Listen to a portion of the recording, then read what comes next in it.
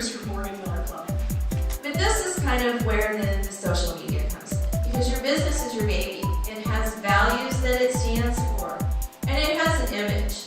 And you want it to look good. You want it to grow. You want it to look good. And you want it to thrive. All right, well, thank you again for having me. It was really a pleasure.